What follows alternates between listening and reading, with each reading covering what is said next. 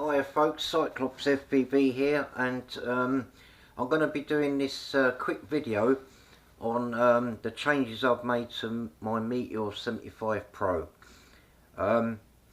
Right, this is my old 75mm frame, which I modified to fit, and this is what it was previously flying on with 40mm props, and it flew brilliantly, couldn't fault it.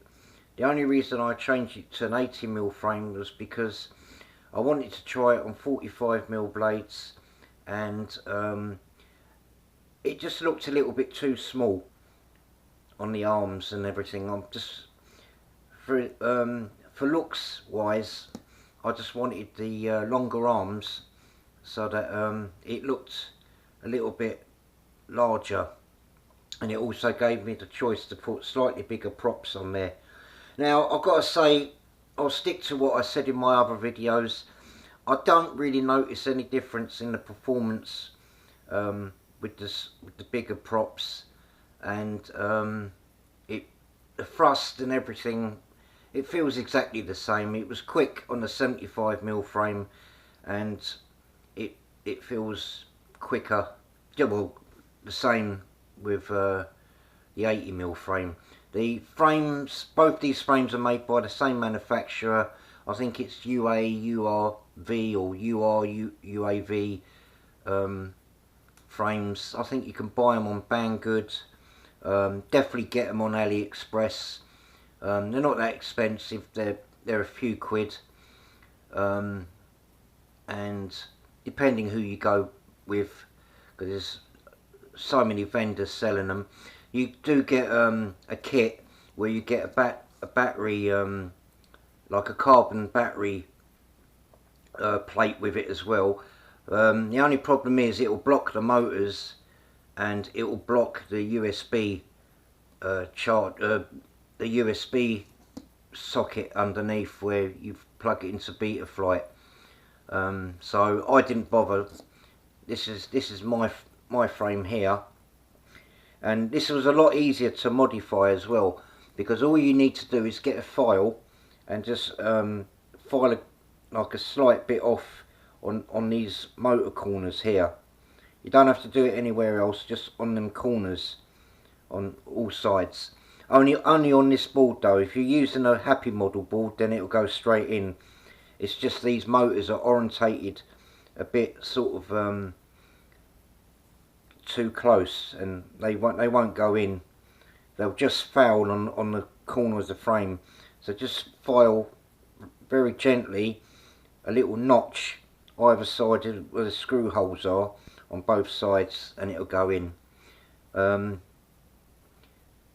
still got a little bit of gap there, so I didn't go too mad.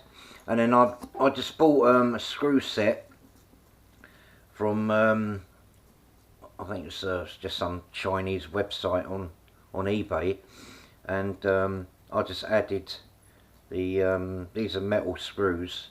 I've also got the metal nuts as well, but I changed the outer ones to plastic, and then I've got the rear one metal, and then I've got the one underneath the front metal as well, and I Loctited them in.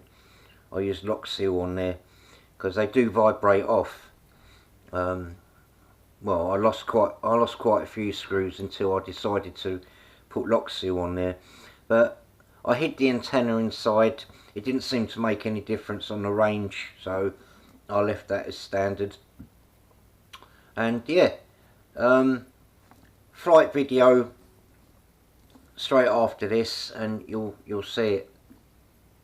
Very little quick nimble flyer. This flies excellent. This is going to be the final version of this build.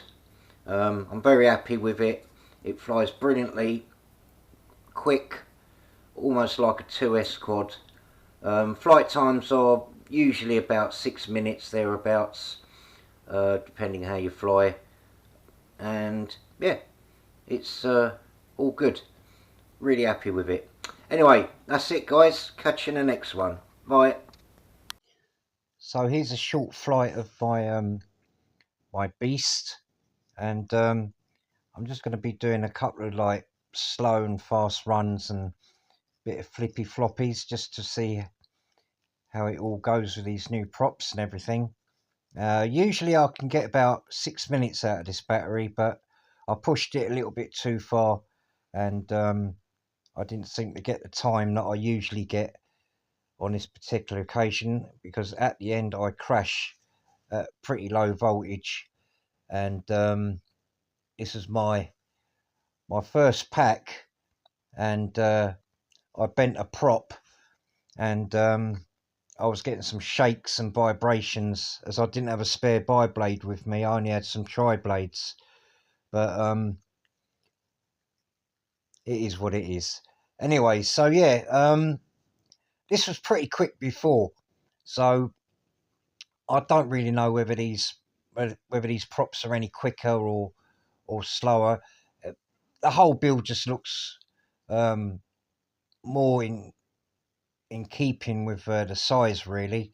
I felt the arms were a little bit short on the 75mm frame and with the 40mm props, so I bought these HQprops and tried these on this, and they seem round about the same. I mean, it was quick before. Nothing's really changed. I'm getting the same flight times. The thrust is about the same. The speed's about the same. I've got to say though, this is quick for a 1S. It's like flying an old school 2S quad, like the old Tiny Hawk freestyles. I mean, as you can see from my throttle position, I'm not really pushing it that much. Oh, this is where I fail on a couple of inverted yaw spins. I totally messed these up. I haven't done them in a long time, and I was pressing the wrong sticks, and I just couldn't get that horizon flat, and I was worried about like the wind blowing them into the trees. So yeah, I gave up on that in the end, and just decided to keep it low. Yeah, this is like a beast on what it is for a 1S. It's really maneuverable, and it's just something that I take out all the time now and just fly about, because it's, I mean, look, I mean, it's pretty quick in it. It's only on half throttle, and it's pretty darn quick. So I don't really need anything faster than this for where I fly it. This ticks all the boxes. Great little build, really neat and tidy. Need to lengthen the antenna a bit at the back, but other than that, I got this. I think this, yeah, I got this at 100 milliwatts, even though it reads 0 on the VTX.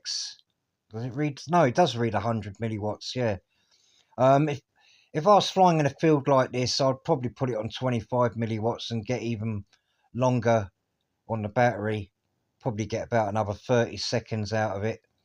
But yeah, I don't know. Seems all right on 100 milliwatts. As I said, usually I'll get 6 minutes out of it.